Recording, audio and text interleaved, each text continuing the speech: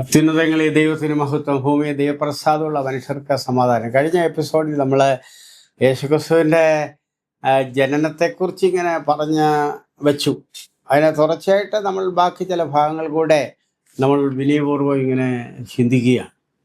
കർത്താവായ യേശുക്രിസ്തു ജനിക്കുന്ന ദിവസം, ജനിക്കുന്നതിന് മുൻപ് തന്നെ, അത് ഒരു ചില മാസങ്ങൾക്ക് മുൻപേ, ചില ദിവസങ്ങൾക്ക് മുൻപേ തിയോഫാനി ഓഫ് ജീസസ് ഏഞ്ചൽസ്, ദൈവത്തിൻ്റെ ദൂതൻ്റെ പ്രത്യക്ഷത ഈ യോസഫിനുണ്ടായിരുന്ന മത്തായി സുവിശേഷം 1-ാം അധ്യായത്തിൽ നമ്മൾ വായിക്കുന്നുണ്ട്. യോസഫ് നല്ലൊരു മനുഷ്യനായിരുന്നു. മറിയുമായിട്ട് വിവാഹം കഴിക്കത്തക്കോണമുള്ള ആലോചന ഇങ്ങനെ നടന്നു. വിവാഹം ഉറപ്പൊക്കെ കഴിഞ്ഞിരിക്കുകയാണ്. അവർ തമ്മിൽ ചേർന്ന് വന്നില്ല. അങ്ങനെ ഇരിക്കുന്ന നീതിമാനായിട്ടുള്ള ഒരു യോസഫായിരുന്നു. ആ യോസഫിന് തിയോഫാനി ഓഫ് ഏഞ്ചൽസ്, ദൈവത്തിൻ്റെ ദൂതന്മാരുടെ പ്രത്യക്ഷത ഉണ്ടായി. യോസഫ് പിതാവെന്നൊക്കെയും ക്രൈസ്തവ സഭകൾ പലരും അദ്ദേഹത്തെ അഭിസംബോധന ചെയ്യുന്നുണ്ട്. അത് നല്ലൊരു അഭിസംബോധനയാണ്. ആ ജോസഫ് പിതാവിൻ്റെ അടുത്ത് ദൈവത്തിൻ്റെ ദൂതൻ, മത്തായി സുവിശേഷം 1-ാം അധ്യായത്തിലുണ്ട്, ദൈവത്തിൻ്റെ ദൂതൻ വരികയാണ്. ഗബ്രിയേൽ ദൂതൻ ഇങ്ങനെ വന്നിട്ട് പെട്ടെന്ന് ദൂതൻ ഇങ്ങനെ പ്രത്യക്ഷപ്പെട്ട് യോസഫിനോട് പറയുകയാണ്, അവളൊരു മകനെ പ്രസവിക്കും, അവന് ദൈവം നമ്മോടുകൂടെ നടത്തുള്ള ഇമ്മാനുവേൽ എന്ന് പേർ വിളിക്കും. അവൻ തൻ്റെ ജനത്തെ അവരുടെ പാപത്തിൽ നിന്ന് രക്ഷിപ്പാനിരിക്കൊണ്ട് നീ അവന് യേശു എന്ന് പേർ വിളിക്കണം. ഏതാ യോസഫിനോട് പറയുകയാണ്, നീ അവനെ യേശു എന്ന് പേർ വിളിക്കണമെന്ന് പറഞ്ഞു. യേശു എന്നുള്ള വാക്കിൻ്റെ അർത്ഥം അവിടെ തന്നെ പറയുന്നുണ്ട്, തൻ്റെ ജനത്തെ അവരുടെ പാപത്തിൽ നിന്ന് രക്ഷിപ്പാനിരിക്കൊണ്ട് യേശു എന്ന് പേർ വിളിക്കണമെന്ന് പറഞ്ഞു. വാസ്തവത്തിൽ യേശുക്രിസ്തു ആരെന്നുള്ള ചോദ്യത്തിൻ്റെ മറുപടി നമുക്കെല്ലാവർക്കും അറിയാം. യേശുക്രിസ്തു ആരാ? യേശുക്രിസ്തു ആരെന്ന് ചോദിച്ചാൽ, ചില ആളുകളുടെ വീക്ഷണത്തിൽ യേശുക്രിസ്തു ഒരു വിപ്ലവകാരിയാണെന്ന് പറയുന്ന ആളുകളുണ്ട്, മതനേതാവ് എന്ന് പറയുന്ന ആളുകളുണ്ട്.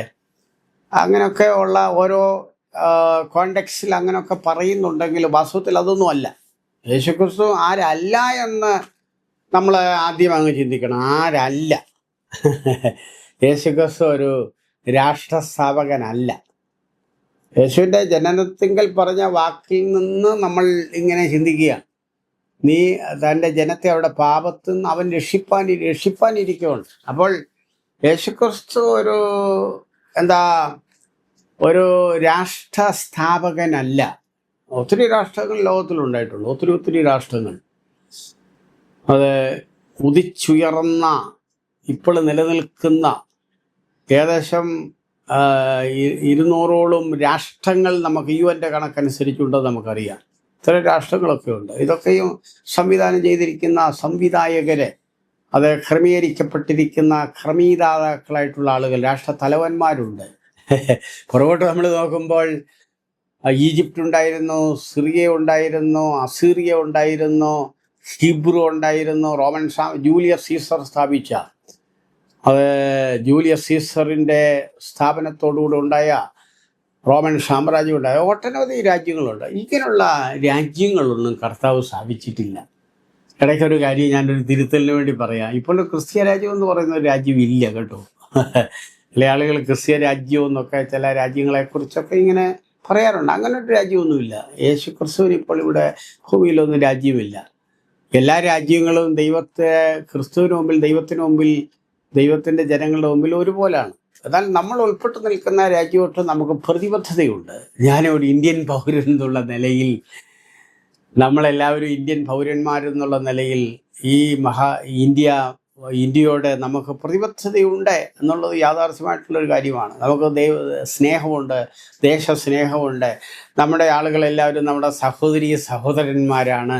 ആ ഒരു വീക്ഷയിലൂടെ പോകുന്ന ആളുകളായിരിക്കണം നമ്മുടെ എല്ലാ ആളുകളും. അങ്ങനെ ആയിരിക്കണം. ജാതിയുടെയോ മതത്തിൻ്റെയോ വർഗത്തിൻ്റെയോ വർണ്ണത്തിൻ്റെയോ ഭാഷയുടെയോ വ്യത്യാസം വെച്ച് ഡിസ്ക്രിമിനേഷൻ ഇല്ലാതെ പോകത്തക്കവണ്ണമുള്ള ഒരു സ്ഥിതിവിശേഷമായിരിക്കണം. ഇടയ്ക്ക് അങ്ങനെ ഒന്ന് പറഞ്ഞതേ ഉള്ളൂ.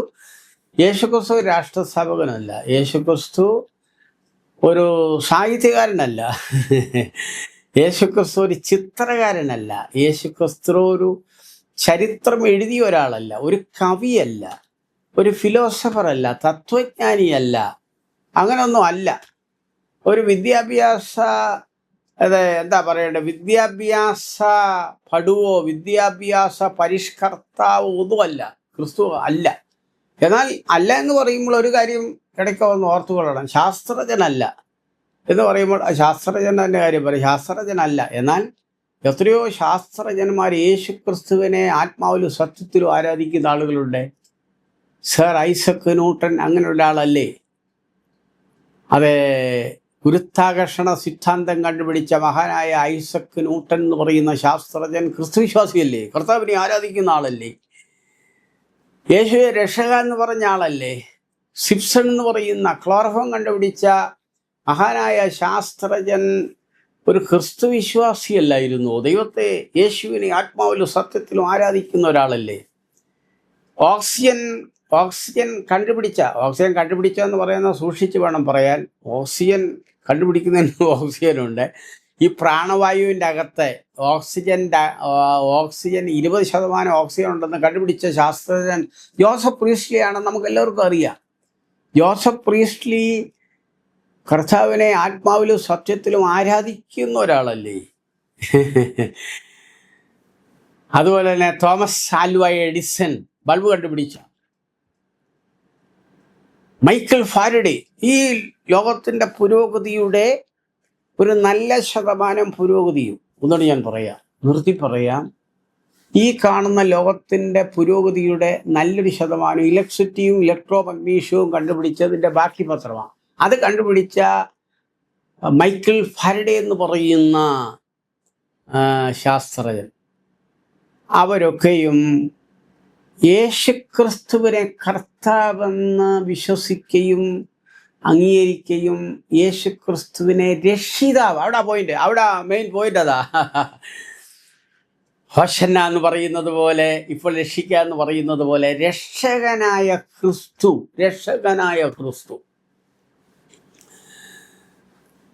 യേശുക്രിസ്തുവിന് മതസ്ഥാപകനല്ലെങ്കിലും എല്ലാ മതത്തിൻ്റെയും അന്തസത്ത ക്രിസ്തുവാണ് കേട്ടോ.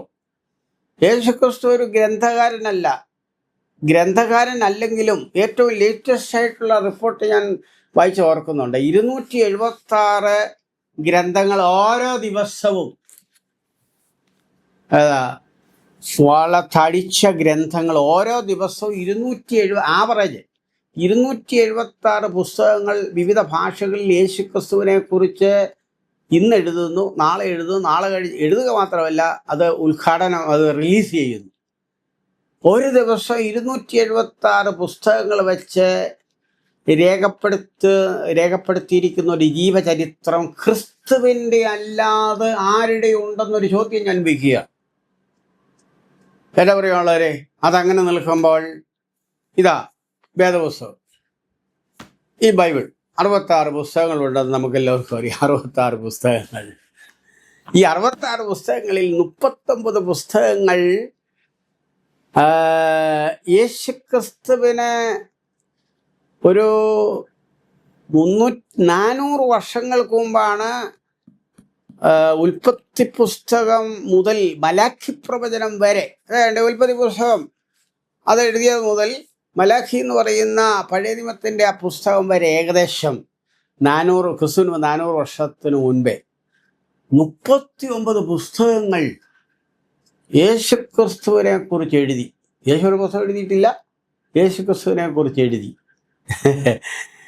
ഏറ്റവും വായനീതിയുള്ള ഗ്രന്ഥങ്ങൾ അത് നമ്മുടെ വാഴ്ത്തപ്പെട്ട കർത്താവിനെ കുറിച്ച് എഴുതിക്കൊണ്ടിരിക്കുന്ന പുസ്തകങ്ങളാണെന്ന് പറയുമ്പോൾ ഒരു ചിന്ത പറയുകയാണ്. യേശു ഒരു എഴുത്തുകാരനല്ലായിരുന്നു, എന്നാൽ യേശുക്രിസ്തുവിനെ കുറിച്ച് ഇങ്ങനെ എഴുതിയിരിക്കുന്നു. ഞാൻ പറഞ്ഞതുപോലെ യേശുക്രിസ്തു ഒരു ശാസ്ത്രജ്ഞനല്ലായിരുന്നു. ശാസ്ത്രീയമായ വീക്ഷണങ്ങളൊന്നും കർത്താവ് പറഞ്ഞിട്ടില്ല, ഫോർമുലയോ ഡെഫിനീഷനോ ഒന്നും പറഞ്ഞിട്ടില്ല. യേശു ആകെ പറഞ്ഞത് നിത്യതയെക്കുറിച്ചും നിത്യരാജ്യത്തെക്കുറിച്ചും ദൈവരാജ്യത്തെക്കുറിച്ചും ദൈവസ്നേഹത്തെക്കുറിച്ചും നിത്യതയിൽ പോകുന്നതിനെക്കുറിച്ചും സ്വർഗരാജ്യത്തെക്കുറിച്ചും ഒക്കെ ഉള്ള കാര്യങ്ങളാണ് ക്രിസ്തു പറഞ്ഞത്. അത് മാത്രമേ യേശു പറഞ്ഞിട്ടുള്ളൂ. ഞാൻ ഇപ്പോൾ ഓർപ്പിച്ചതുപോലെ അത് 2 മിനിറ്റ് അതിനെക്കുറിച്ച് ഒന്ന് പറയാതിരിക്കാൻ ഒക്കത്തില്ല കേട്ടോ. ഐസക് ന്യൂട്ടൻ എന്ന് പറയുന്ന ശാസ്ത്രജ്ഞൻ ഒരു ദൈവവിശ്വാസിയായിരുന്നു. അദ്ദേഹം പാരീസിലൂടെ ഒരിക്കൽ അദ്ദേഹം ട്രെയിനിൽ ഇങ്ങനെ പോവുകയാണ്. ട്രെയിനിങ്ങിൽ പോകുമ്പോൾ അദ്ദേഹം പ്രായമായി. അദ്ദേഹം ഒരു വേദപുസ്തകം എടുത്ത് ഇങ്ങനെ വായിച്ചുകൊണ്ടിരിക്കുക. വേദപുസ്തകം ഇങ്ങനെ വായിച്ചുകൊണ്ടിരിക്കുക. ഏത് സ്ഥലത്തും എവിടെയും ഓപ്പൺ ചെയ്ത് വായിക്കാൻ സാധിക്കുന്ന, തെറ്റുകളില്ലാത്ത, തിരുത്തേണ്ട ആവശ്യമില്ലാത്ത, വൈരുദ്ധ്യങ്ങളില്ലാത്ത, വൈവിധ്യങ്ങളില്ലാത്ത, കുത്തിനും കോമയ്ക്കും വ്യത്യാസമില്ലാത്ത തിരുവെഴുത്ത്. കർത്താവിൻ്റെ ദാസൻ ഇങ്ങനെ വായിച്ചുകൊണ്ടിരിക്കുമ്പോൾ ആ ട്രെയിനിൻ്റെ കമ്പാർട്ട്മെൻറ്റിൽ ചില ചെറുപ്പക്കാരൊക്കെ ഒത്തുകൂടി ഇദ്ദേഹം ആരാന്നൊന്ന് മനസ്സിലാക്കാതെ ആ ചെറുപ്പക്കാർ പറഞ്ഞു, വലിയപ്പ എന്താ വായിക്കുന്നതെന്ന് ചോദിച്ചു. അപ്പം കുഞ്ഞുങ്ങളെ ഞാൻ വേദപുസ്തകം വായിക്കുകയാണ്. അപ്പോൾ ആ ചെറുപ്പക്കാർ പറഞ്ഞു, ഇപ്പോഴും ഈ വേദപുസ്തകമൊക്കെ വായിക്കുകയാണോ? വേറെ എത്രയോ നല്ല നല്ല ഗ്രന്ഥങ്ങളുണ്ട്, അതൊക്കെ വായിച്ചുകൂടെ? നിങ്ങൾക്ക് വിവരമൊക്കെ ലഭിക്കുമല്ലോ.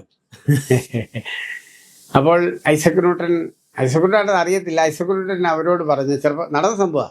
ഐസക് ന്യൂട്ടൻ ആ ചെറുപ്പക്കാരോട് പറഞ്ഞു, കുഞ്ഞുങ്ങളെ ആ പുസ്തകം എനിക്കൊന്ന് തന്നാൽ നല്ലതായിരുന്നു.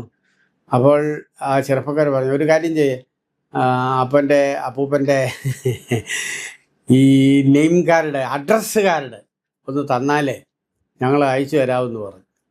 എന്നാൽ മക്കളെ അയച്ചു തരണമെന്ന് പറഞ്ഞുകൊണ്ട് പറ്റിയിരുന്നേ ഈ നെയിം അഡ്രസ്സ് കാർഡ് ഇങ്ങനെ നീട്ടി അവരെ നോക്കിയപ്പോഴാണ് ഐസക് ന്യൂട്ടൻ, പാരീസ്, ഫ്രാൻസ്. വാസ്തവത്തിൽ ചെറുപ്പക്കാർ വിറച്ചുപോയി. അന്നേ കാലത്തെ ഏറ്റവും വലിയ ശാസ്ത്രജ്ഞൻ അദ്ദേഹമാണ് ബൈബിൾ വായിക്കുന്നത്. ആ ചെറുപ്പക്കാരെ സ്വതവേ സ്വാഭാവികമായിട്ട് അങ്ങ് ആ ഭാഷയാണ് വിനിയോഗം ഉപയോഗിക്കുക, ചമ്മിപ്പോയി. ഉടനെ ഐസക് ന്യൂട്ടൻ ആക്ഷേപമായിട്ടല്ല ആ കുഞ്ഞുങ്ങളുടെ മുഖത്തേക്ക് നോക്കി അവരോട് പറയുകയാണ്. എന്താ പറഞ്ഞു? അതുപോലെ പ്രസിദ്ധമായിട്ടുള്ള ഒരു വാക്കാണ്. കുഞ്ഞുങ്ങളെ, കെമിസ്ട്രിക്കപ്പുറം, ബോട്ടണിക്കപ്പുറം, ഫിസിക്സിനപ്പുറം, ബയോളജിക്കപ്പുറം ഒരു തിയോളജി ഉണ്ടെന്ന് ഓർത്തുകൊള്ളണം. ഒന്നുകൂടി ഞാൻ പറയാം. കുഞ്ഞുങ്ങളെ, ബോട്ടണിക്കപ്പുറം, ഫിസിക്സിനപ്പുറം, കെമിസ്ട്രിക്കപ്പുറം, ബയോളജിക്കപ്പുറം ഒരു തിയോളജി, ഒരു ദൈവമുണ്ടെന്ന് ഓർത്തുകൊള്ളണമേ.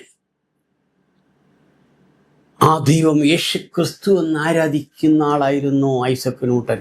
എൻ്റെ പ്രിയമുള്ളവരെ, യേശുക്രിസ്തു ഒരു കവിയല്ലായിരുന്നു. ഒരു കവിതയും കർത്താവ് സൃഷ്ടിച്ചിട്ടില്ല. ഒരു കവിത എന്ന് പറയുമ്പോൾ ഗാനമെന്നോ പാട്ടെന്നോ ഒക്കെ പറഞ്ഞു, സംഗീതം എന്നൊക്കെ പറഞ്ഞു. യേശു ഒരു സംഗീതം ഒന്നും രചിച്ചിട്ടില്ല. എന്നാൽ ഒരു കാര്യം എല്ലാവരുടെയും ചിന്തയ്ക്ക് വേണ്ടി ഞാൻ ഇവിടെ വയ്ക്കുകയാണ്.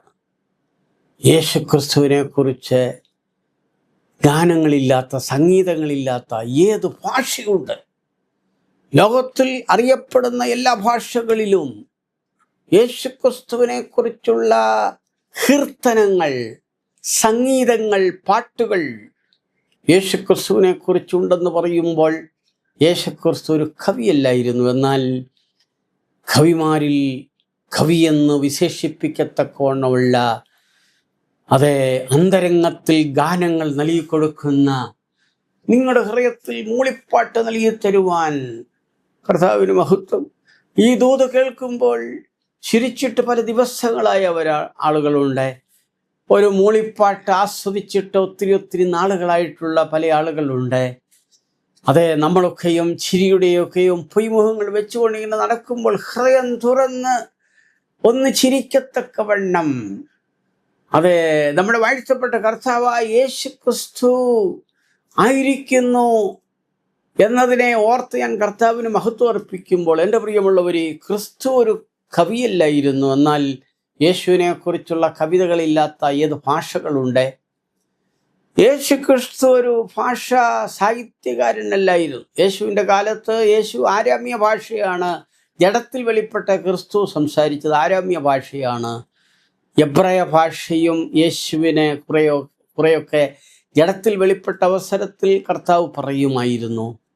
എന്നാൽ ലോകത്തിൽ ഏത് ഭാഷകളിൽ സുവിശേഷം പ്രസംഗിച്ചിട്ടില്ലാത്ത ഭാഷകളുണ്ടോ?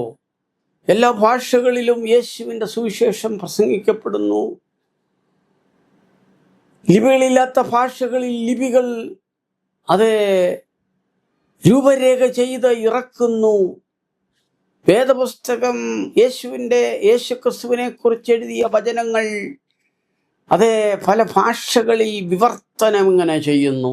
ഞാൻ ഇടയ്ക്ക് ഇങ്ങനെ പറയുകയാണ്, ഏത് ഭാഷയും അതിൻ്റെ ഭംഗിയായിരിക്കുന്നത് ക്രിസ്തുവിൻ്റെ സുവിശേഷം ആ ഭാഷകളിൽ പറയുമ്പോഴാണ്. ഏത് ഭാഷയും മനോഹരമാകുന്നത് ആ ഭാഷയിൽ ക്രിസ്തുവിൻ്റെ ചരിത്രം എഴുതുമ്പോഴാണ്. അത് കവിതകളും ഏത് ഭാഷകളിലുള്ള ഗാനങ്ങളും മഹത്തായിട്ടുള്ള ഗാനങ്ങളായി തീരുന്നത് യേശുക്രിസ്തുവിനെ കുറിച്ചുള്ള ഭാഷകളിലുള്ള ഗാനങ്ങളാണ്. എന്താ പറയാനുള്ളവരെ, അങ്ങനെ പറഞ്ഞു വരുമ്പോൾ ഞാനിപ്പോൾ ഫോക്കസ് ചെയ്യുന്ന രക്ഷകൻ എന്നുള്ള ഒരു പോയിന്റിലാണ് ഫോക്കസ് ചെയ്യുന്നത്. രക്ഷകൻ, എൻ്റെ രക്ഷകൻ, നമ്മുടെ രക്ഷകൻ, നിങ്ങളുടെ രക്ഷകൻ, നമ്മുടെ എല്ലാവരുടെയും രക്ഷകൻ, ഈ നൂറ്റാണ്ടിലെ രക്ഷകൻ, വരുന്ന നൂറ്റാണ്ടിലെ രക്ഷകൻ, പൂർവ്വകാലത്തെ രക്ഷകൻ. അങ്ങനെ പറയുമ്പോൾ യേശുക്രിസ്തുവിനെ വരച്ചിരിക്കുന്നത് പോലെയുള്ള വരകൾ, ചിത്രകലകൾ. ക്രിസ്തു ഒരു വരയും വരച്ചിട്ടില്ല. എന്നാൽ യേശുക്രിസ്തുവിനെ കുറിച്ചുള്ള ചിത്രകലകൾ എഴുതിയിട്ടുള്ള വലിയ വലിയ ചിത്രകാരൻ മൈക്കലഞ്ചോ തുടങ്ങിയ, ലിയാനോ ഡാവിഞ്ചി തുടങ്ങിയ പ്രസിദ്ധരായിട്ടുള്ള ചിത്രകാരന്മാർ യേശുക്രിസ്തുവിൻ്റെ ആ അന്ത്യ അത്താഴമൊക്കെയല്ലേ അവര് വരച്ചിരിക്കുന്നത്, ചായം കലർത്തി വരച്ചിരിക്കുന്നത്. ലോകപ്രസിദ്ധമായിട്ടുള്ള ചിത്രമാണ് ഇത്. കഷ്ടാനുഭവാഴ്ച കൂടിയാണല്ലോ ഈ ദിവസങ്ങൾ എന്ന് പറയുന്നത്. ലോകപ്രസിദ്ധമായിട്ടുള്ള ഒരു ചിത്രമാണ്, ലോകം കണ്ടതിൽ ഏറ്റവും വലിയൊരു ചിത്രമാണ് അത്. ഡാവിഞ്ചി അവർകൾ വരച്ച അന്ത്യ അത്താഴമെന്ന് പറയുന്ന ചിത്രം. ഞാനിപ്പോൾ പറഞ്ഞു വരുന്ന പോയിന്റ് എന്താണ്? യേശു ഒരു ചിത്രം വരച്ചിട്ടില്ല. എന്നാൽ യേശുക്രിസ്തുവിനെ കുറിച്ച് വരച്ച ചിത്രങ്ങളാണ് വിശ്വ ചിത്രരചനകളിൽ ഏറ്റവും 1, 2, 3 സമ്മാനങ്ങൾ ഇതുവരെ ലഭിച്ചിട്ടുള്ളത് ആ ചിത്രങ്ങളാണ്. മൈക്കലഞ്ചോവിനെ കുറിച്ച് നമുക്കറിയാം, ഡാവിഞ്ചിയെ കുറിച്ച് നമുക്കറിയാം. ഡാവിഞ്ചി മനോഹരമായിട്ടുള്ള യേശുക്രിസ്തുവിൻ്റെ അന്ത്യ അത്താഴം എന്ന് പറയുന്ന മനോഹരമായിട്ടുള്ളൊരു ചിത്രത്തിൽ വരച്ചു. എണ്ണയും മുട്ടയും എടുത്തുകൊണ്ട് അതിൻ്റെ അകത്ത് ചാലിച്ച ആ വസ്തു കൊണ്ട് മനോഹരമായിട്ടുള്ള നിലയിൽ അദ്ദേഹം ഇങ്ങനെ വരച്ചു. 3 വർഷം കൊണ്ടാണ് വരച്ചതെന്ന് ഓർക്കണം. 3 വർഷം കൊണ്ട് അദ്ദേഹം ഇങ്ങനെ വരച്ചു. യേശുവിനെ ഇങ്ങനെ വരച്ചു, 12 ശിഷ്യന്മാരെയും വരച്ചു. കൺകുളിർക്കെ നമ്മൾക്ക് എപ്പോഴും കണ്ടാസ്വദിക്കത്തക്കവണ്ണം പ്രചോദനം ഉൾക്കൊള്ളത്തപ്പോഴുള്ള അതിമനോഹരമായ ഏത് ഭാഷയിലാണ് ഞാൻ പറയേണ്ടത്, അതിമനോഹരമായിട്ടുള്ള ആ ചിത്രം ഡാവിഞ്ചി എന്ന് പറയുന്ന ചിത്രകാരൻ 3 വർഷം എടുത്ത് വരയ്ക്കാൻ. 3 വർഷം എടുത്ത് അദ്ദേഹം വരയ്ക്കാൻ. അദ്ദേഹം വരയ്ക്കുമ്പോൾ ഫോക്കസ് ചെയ്തത് ജീസസ് ക്രൈസ്റ്റിനെയാണ്, കർത്താവ് യേശു ക്രിസ്തുവിനെയാണ് ഫോക്കസ് ചെയ്തത്. അദ്ദേഹം പറയുന്നത്, അദ്ദേഹത്തെക്കുറിച്ച് ഇങ്ങനെ ഒരു കാര്യമുണ്ട്, ചരിത്രമാണ്. അദ്ദേഹം ഇങ്ങനെ കുറച്ച് കാലങ്ങളായിട്ട് ഇങ്ങനെ വരച്ചു വരുന്ന അവസരത്തിൽ അദ്ദേഹം യേശുവിൻ്റെ കയ്യിൽ ഒരു പാനപാത്രം ഇങ്ങനെ പിടിച്ചിരിക്കുന്നു. 12 ശിഷ്യന്മാരുണ്ട്. മനോഹരമായിട്ടുള്ള നിലയിൽ വരച്ചു.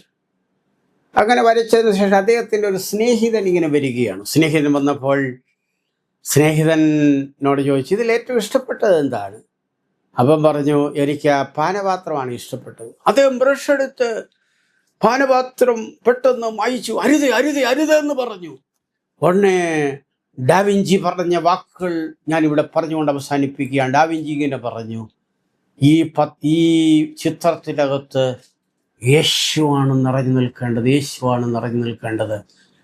ഇനി ദൂത് കേൾക്കുന്ന സന്ദർഭത്തിൽ യേശു നമ്മുടെ ജീവിതത്തിൽ നിറഞ്ഞു നിൽക്കുവാൻ, നിങ്ങളുടെ ജീവിതത്തിൽ, നമ്മുടെ ജീവിതത്തിൽ യേശു നിറഞ്ഞു നിൽക്കുവാൻ, യേശുവിന് പൂർണ്ണമായിട്ടുള്ള സ്ഥാനം കൊടുക്കുവാൻ, അതെ, ദൈവത്തിൻ്റെ കൃപ പ്രാപിച്ച സകല വിശുദ്ധന്മാർക്കായിട്ട് ഞാൻ കർത്താവിന് മഹത്വം അർപ്പിക്കുന്നു. അത്യുന്നതങ്ങളിൽ ദൈവത്തിന് മഹത്വം, ഭൂമിയിൽ ദൈവപ്രസാദമുള്ള മനുഷ്യർക്ക് സമാധാനം.